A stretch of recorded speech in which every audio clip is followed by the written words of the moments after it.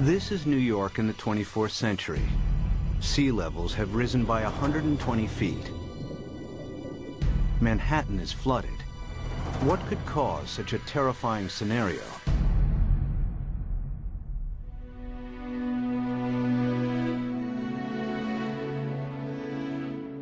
The answer lies here, in Antarctica, where vast amounts of frozen water are locked up in ice.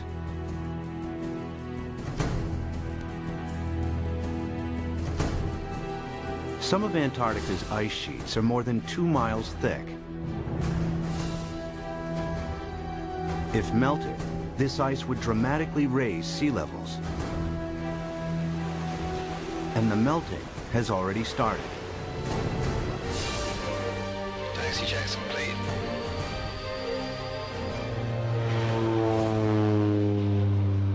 Scientists want to know how much frozen water the continent actually holds, and how much global sea levels will rise if it all melted.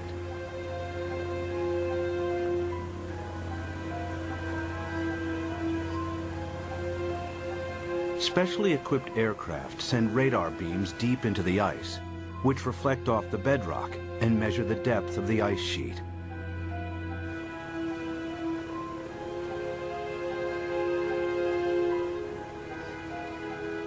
After hundreds of flights, they calculate that Antarctica contains over 90% of the world's ice.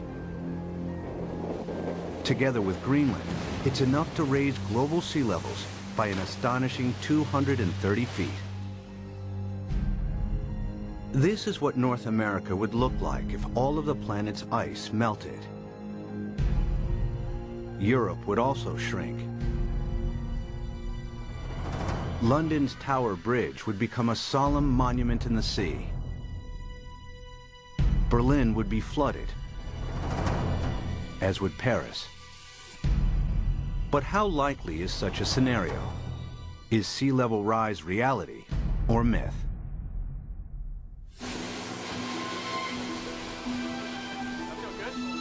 Professor Peter Ward is a paleontologist and astrobiologist. He's written extensively on the history of life on Earth.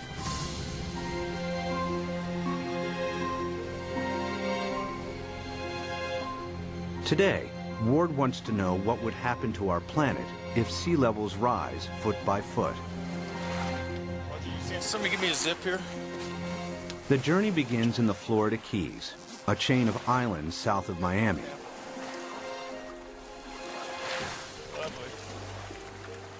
He's looking for clues from the past that may help predict the future of our planet. All right, guys, you want to go swimming? You ready?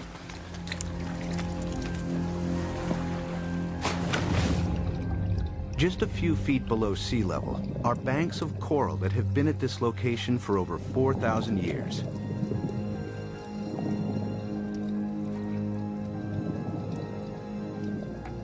During this period, sea levels have been stable, not just in Florida, but around the world.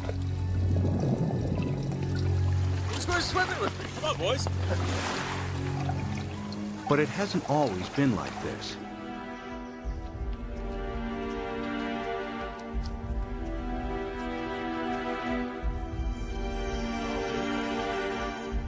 A few hundred yards from shore, Peter visits an abandoned quarry that reveals startling evidence from the past.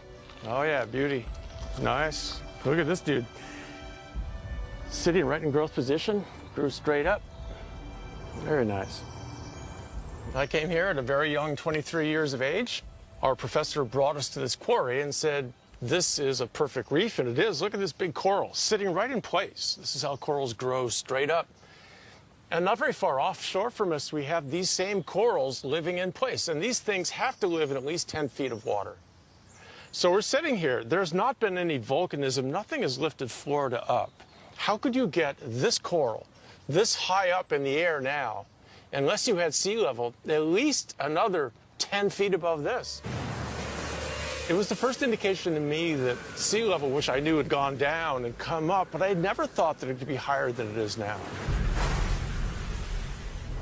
If history repeats itself, our coastal cities would be inundated. sea level rise is not a myth. It could happen again, just as it's happened before.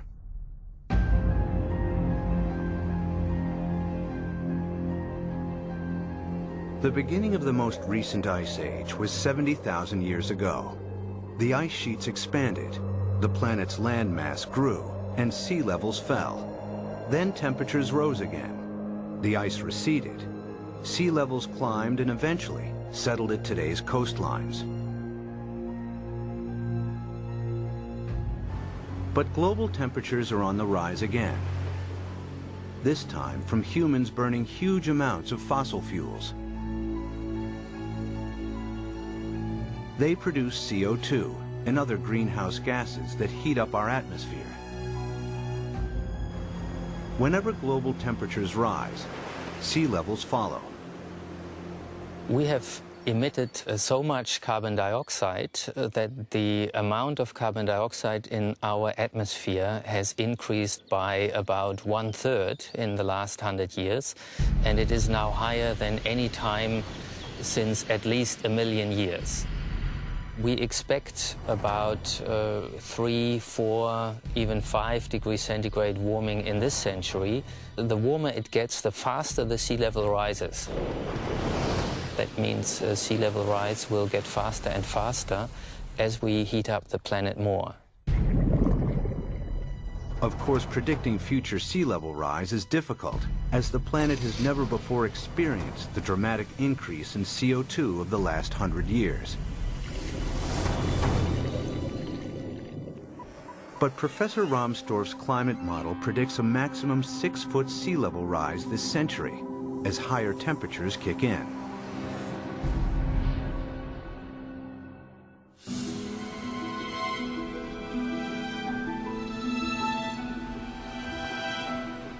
One city that would face inundation this century is Miami, Florida. Just a few feet above sea level, it has virtually no defenses against a rising ocean.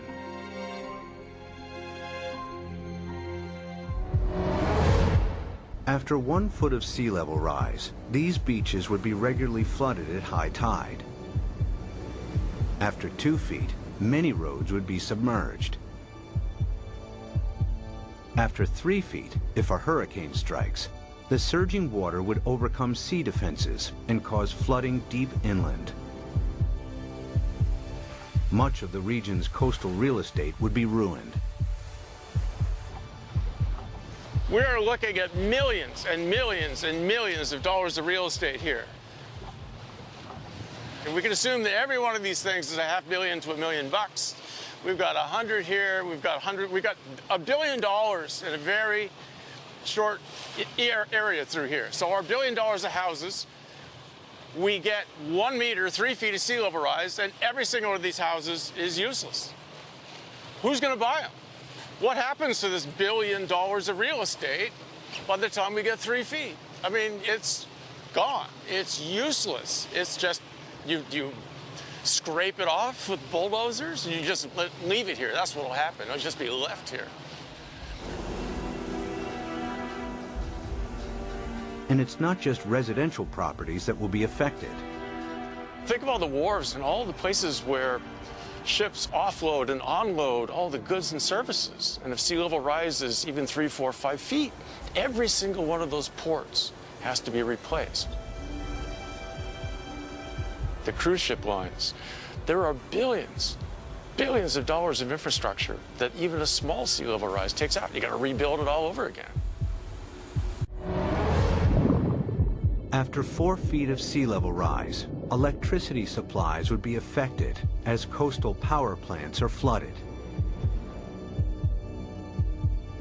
After 5 feet, some of Florida's freshwater resources would be contaminated with seawater, and the Everglades National Park becomes a vast bay. After 6 feet, millions of Floridians would have to evacuate the state. So what's going to happen to Florida? By 2100, we'll be at least 4 to 6 feet higher. So this tide, which is not a high tide, will be about here, up to here. There's no way that we can keep the sea back as it rises. Miami-Dade County will be severely diminished.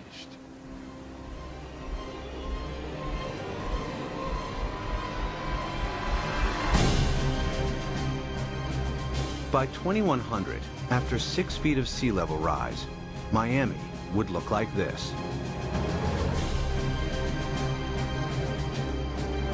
There's no way to prepare for this. You can't put levees around the kind of sea level rises we're in for. We're a city that's only a little over 100 years old. We became a town, an incorporated town in 1896, so we're not that old. But we may not make it for the next 100 years. The only way to prevent Miami from flooding would be to construct a vastly expensive system of levees surrounding the city. It would be a major engineering challenge, as Miami is built on porous ground that allows seawater to seep through. Alternatively, if Miami was flooded, the city would eventually have to be abandoned. There are cities you can save and cities that you can't save. And the choices will be based on, can we dike it off, can we put it off, or is this too expensive, not worth the price, not worth the effort. One city determined to defend itself against the sea is New Orleans, Louisiana. During Hurricane Katrina in 2005, large parts of New Orleans were flooded after a storm surge raised sea levels by 20 feet. The city lies several feet below sea level. Its antiquated locks and levees weren't strong enough to hold back the rising sea. As the storm pushed the Gulf's surging waters into Lake Borgne and onwards into the city's canals, New Orleans' sea defenses broke in 50 places. We had some levee and flood wall failures in the hurricane system, and the combination of that overtopping of the levees and the flood walls that failed caused massive flooding throughout the city. About 80% of the city of New Orleans was flooded following Hurricane Katrina.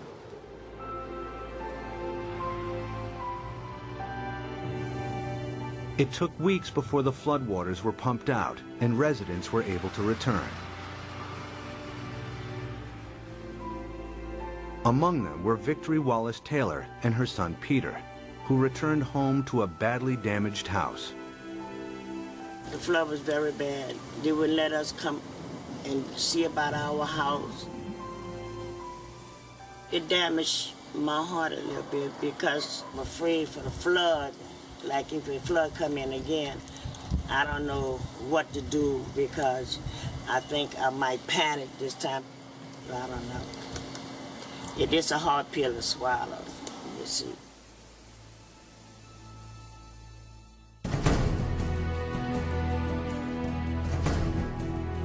To prevent New Orleans from flooding again, the U.S. government is investing billions of dollars in the city's sea defenses.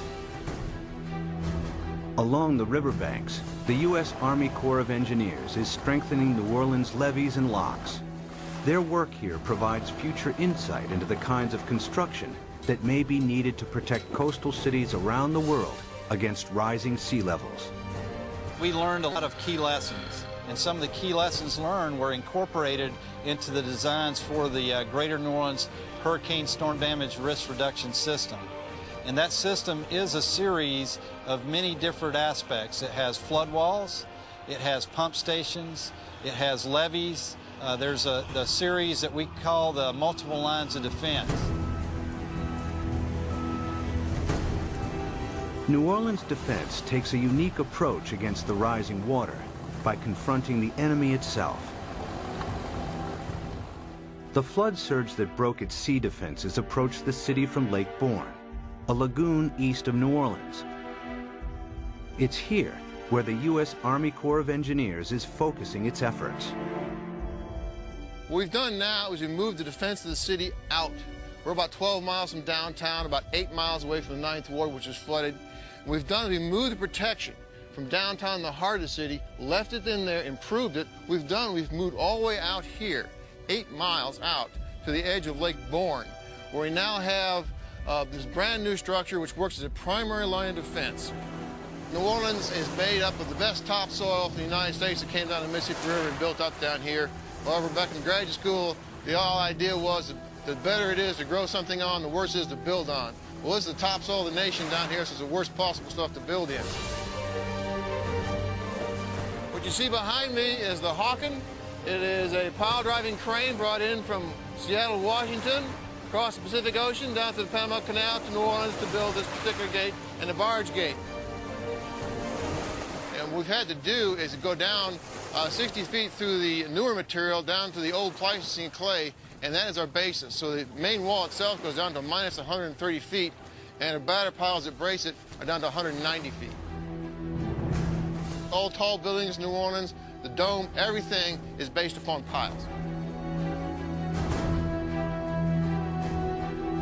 The new seawall also has to allow ships to pass through.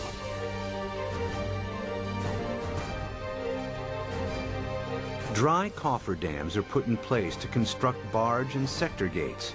The concrete is poured, the dams are flooded, and the gates can be completed.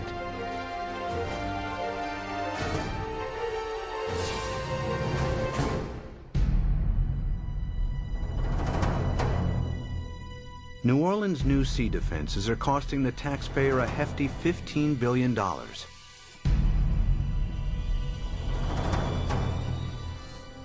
But their design only accounts for storm surges that build from sea levels today.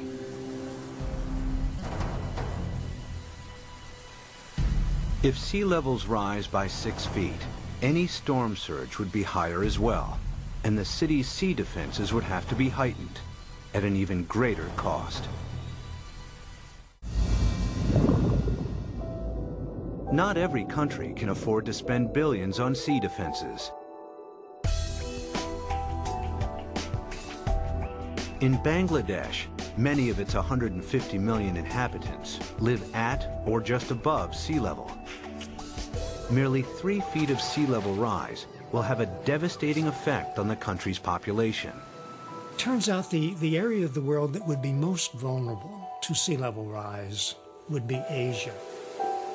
The rice-growing river deltas in Asia that are very close to sea level.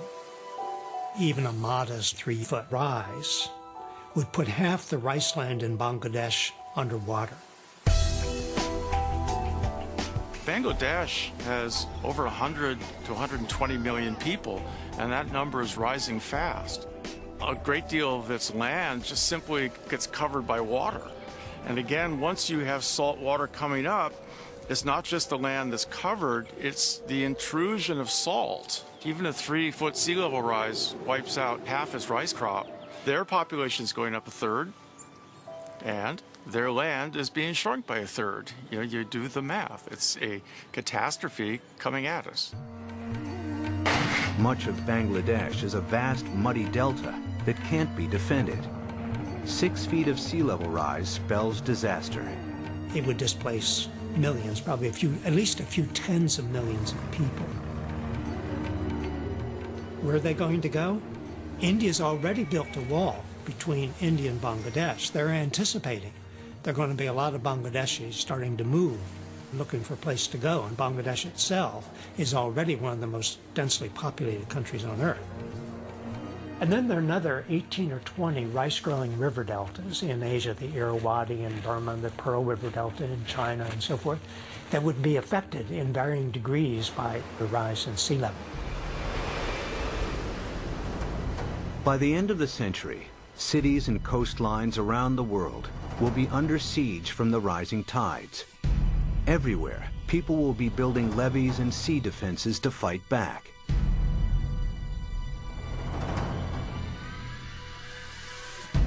But sea level rise won't stop at 6 feet. They're likely to rise at an even faster rate. As the predicted melt of Greenland and Antarctica accelerates, exposed cities may not have time to build new sea defenses. Clues about the speed of future sea level rise are found during the time of the last ice age. As global temperatures rose, the planet's ice sheets melted into the sea. Sea levels increased by a staggering 390 feet until they settled at today's levels. How fast did this happen?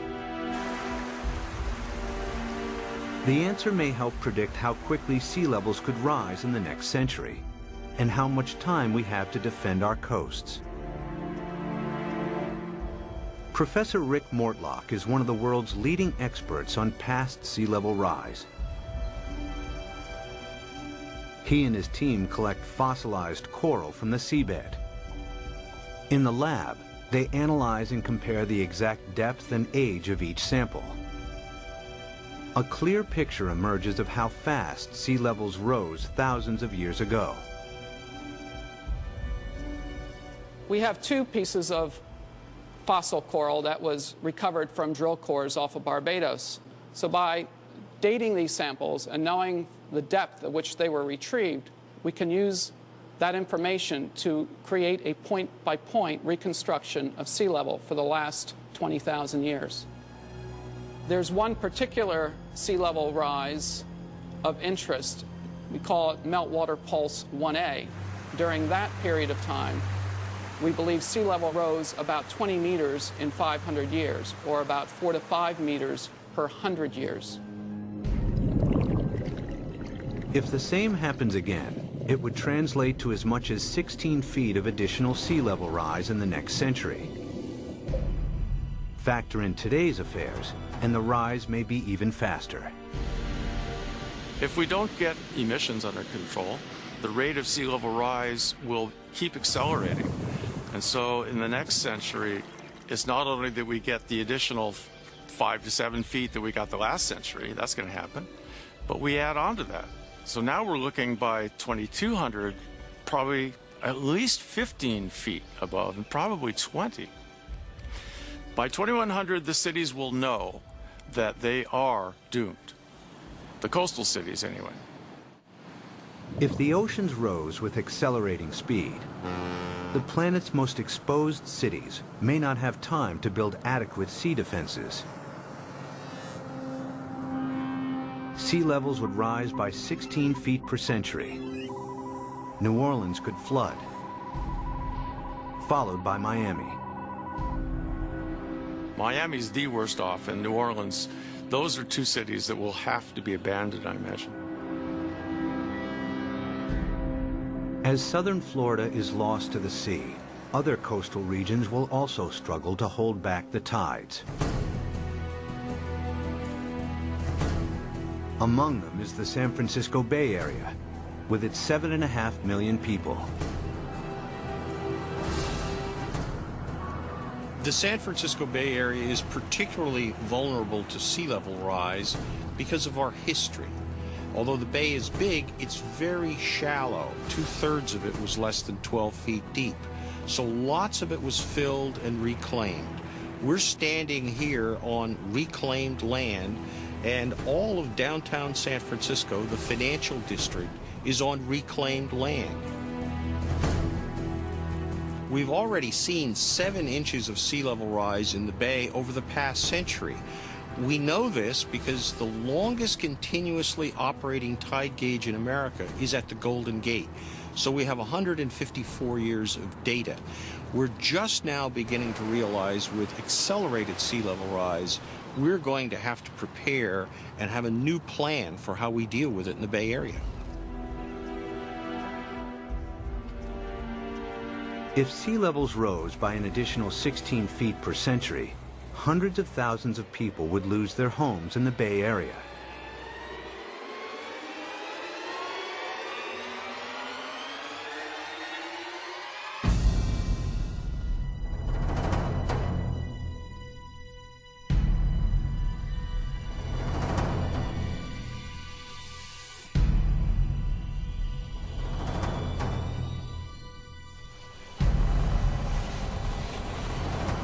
To protect San Francisco Bay, levees would have to be built on a massive scale. The silver lining is the engineering will create so many jobs. Holding off the sea will be the major employer of the world by 2100, I think. This is going to be worldwide. We're going to have a damn revolution. The bay's entire coastline would have to be defended with levees in order to protect it. But in the east, the Sacramento-San Joaquin Delta would remain vulnerable because it's at or below sea level. The Delta has some of America's most fertile farmland. The most important part is food.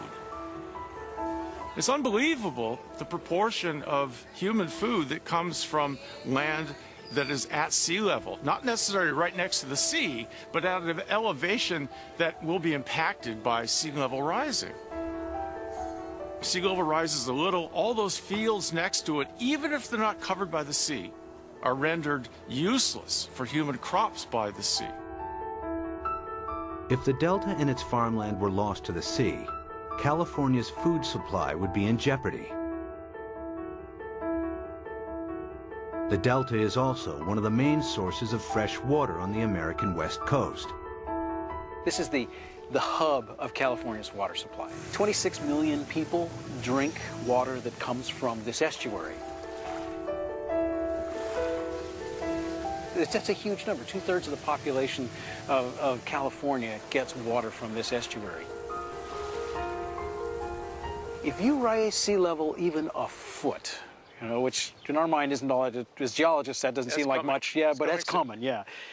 If you raise sea level a foot, the work that we've done suggests that you will salt up this end of the Delta, even if the levees all stay together, even if they don't fail. If sea levels rise by 6 feet this century, local rivers will be contaminated with salt, and California's main fresh water supply will be lost. In the next century, after an additional 16 feet, the entire Delta will be claimed by the sea.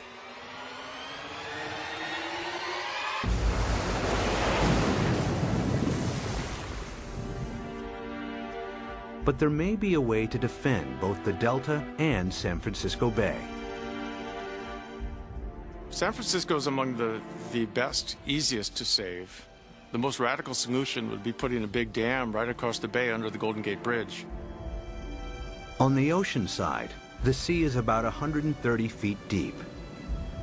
Building a dam would be controversial and would turn the bay into a freshwater lagoon.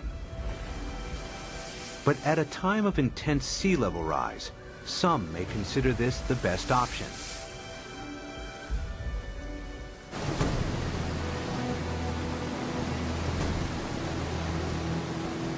Using cutting-edge technology, huge dredgers could pick up sand from the seabed nearby and deposit it as the dam's foundation.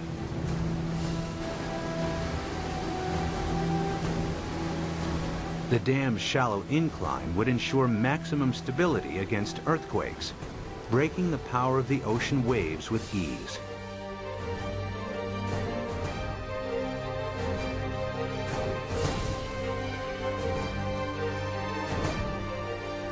Vast pipes and pumps would be installed to keep the bay's river water flowing out to sea.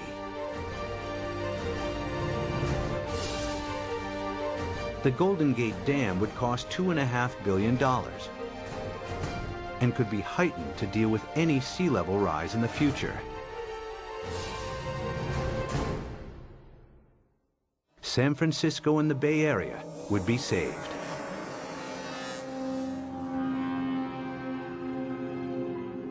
One region that may benefit from the U.S.'s sea defenses is the Mediterranean. It's flanked by countries both rich and poor that have thousands of years of history. The Mediterranean has a unique feature, a narrowing at its mouth. The Straits of Gibraltar are between 10 and 20 miles wide, stretching from southern Spain to Africa. A dam could keep the rising water of the Atlantic separate from the Mediterranean. There's been a plan since World War II, for instance, to put a dam between the Rock of Gibraltar and Morocco on the African side. A dam big enough that sea level rise does not affect the Mediterranean. But building a dam here has one major drawback. Every year, the Mediterranean loses 2 feet of sea level through evaporation that is compensated by the inflow of water from the Atlantic. The dam would cut this off. In the case that you build a dam in the Gibraltar Strait, there will not be the flow of water from the Atlantic. So in the case that you cut the flow, so there will be a evaporation, there will not be compensation, and there will be a permanent drop of the water level.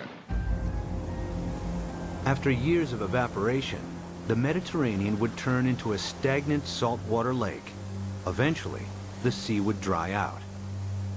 And if then the sea level would rise, let's say another... Sea defense engineer Peter Janssen maps out possible solutions on how to keep the Atlantic flowing while building the world's largest super dam. I looked at the surroundings. I looked at what may be required to make a closure. And then, well, I thought it may be feasible.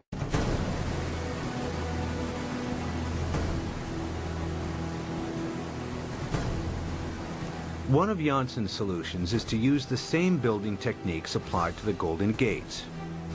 The dam would be 20 miles long and tower 1,250 feet above the seabed, the same height as the Empire State Building. Another solution is to keep the natural flow of the Gibraltar Straits.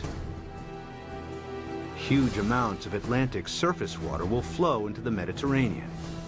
At a much lower depth, some of the Med's saltier water will be pumped back out again, keeping the sea's salt and sea levels stable. The world's greatest super dam would cost $275 billion. The total cost related to what may be the impact for all the cities around the Mediterranean, it seemed acceptable. It may be a solution. The Gibraltar Dam would be the world's largest man-made structure, using enough rock to build 1,000 Great Pyramids. Although the dam would cut off the migration of marine life between the Med and the Atlantic, it would save the entire Mediterranean coastline from flooding.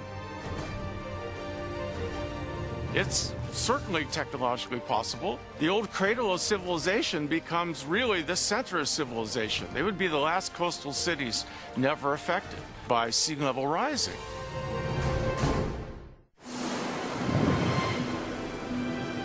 By the end of the next century, sea levels could rise by nearly 22 feet. Some cities may be saved through the construction of super dams. Others that can't be defended are lost to the sea. Exposed countries too poor to build defenses are flooded. Around the world, hundreds of millions are displaced. It's likely that by the 23rd century, the ice sheets will melt at an even faster rate, and that the oceans will rise with increasing speed. The planet's growing population and a continuing hunger for cheap energy could make it worse. The problem that I see again is the number of people.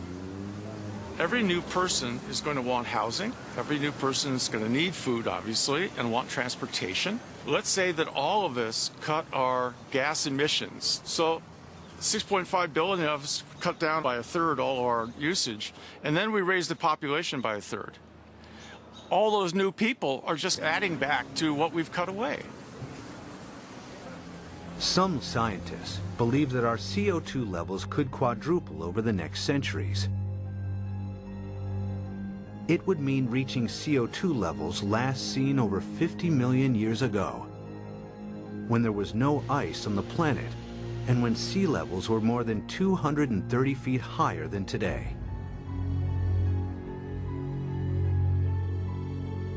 In the worst case, if we are so foolish as to burn all the fossil fuels so that carbon dioxide increases to more than 1,000 parts per million, then there's no question we will melt all the ice on the planet, which would mean a 75-meter or almost 250-foot rise in sea level. It's not millennia. It's not going to take thousands of years. The forcing of humans is so large that it will do the whole job within a timescale of centuries, I believe. This is the worst-case scenario.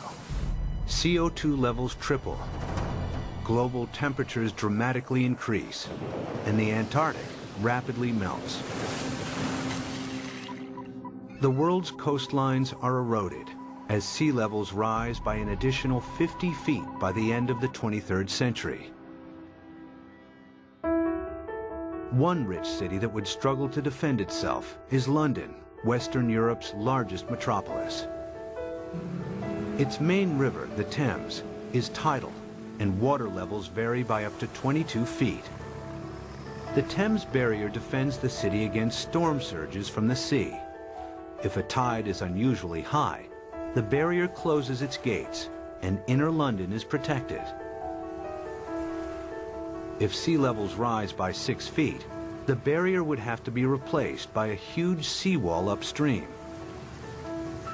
But if they rise by 50 feet per century, there may not be enough time to build adequate sea defenses.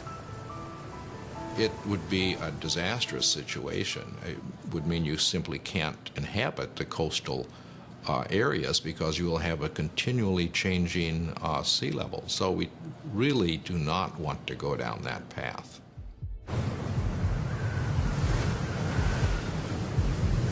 If CO2 continues to increase at a growing rate, 50 feet of sea level rise per century is a distinct possibility. The swiftly rising oceans would bypass any new seawalls. London and large parts of England would be flooded within a few centuries. The worst case scenario is when we have maybe 4 to 6 feet within a decade. That's not the kind of thing where you sort of sell your houses and say it's going to be okay. But you're trying to get out of there without drowning. It's going to challenge the existence of civilization. One of London's most famous landmarks, the Tower Bridge, would become a somber outpost in the sea. I mean, there would be a degree of panic that we cannot imagine as each country tried to figure out how it somehow could survive. Rising oceans would seep underneath obsolete levees or breach areas where there wasn't the time or money to strengthen seawalls. The rapidly rising sea levels would soon overwhelm large parts of continental Europe. By the time all of the Antarctic's ice has melted, Denmark, the Netherlands, and large parts of northern Germany and France will be lost. Significant sea level rise may turn Berlin into a coastal town within centuries. Another 100 years, and the city would be lost to the sea. The rising sea would creep up the River Seine and find its way to Paris. With an elevation of 115 feet, the French capital would be vulnerable to sea level rise. After all of the planet's ice is melted, it will flood. The affluent countries would try to protect their borders against millions and millions who would be leaving the areas most severely affected. But the stresses associated with migration on this scale are unimaginable. The meltdown of the planet's ice sheets would completely transform our world. But even as our coasts are pushed back by the rising oceans, resourceful humans would try to adapt.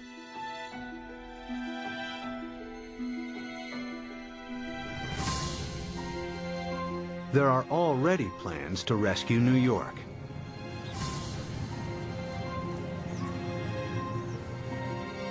Manhattan Island is flanked by 2 fast-flowing tidal rivers. The entire city is directly exposed to the North Atlantic and extremely vulnerable to sea level rise.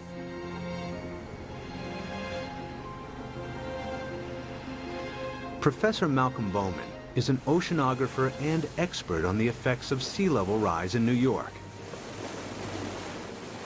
If the worst case scenario, the rapid meltdown of the ice sheet on Greenland, the West Antarctic ice sheet, were to happen extremely rapidly, the future of New York City is in peril.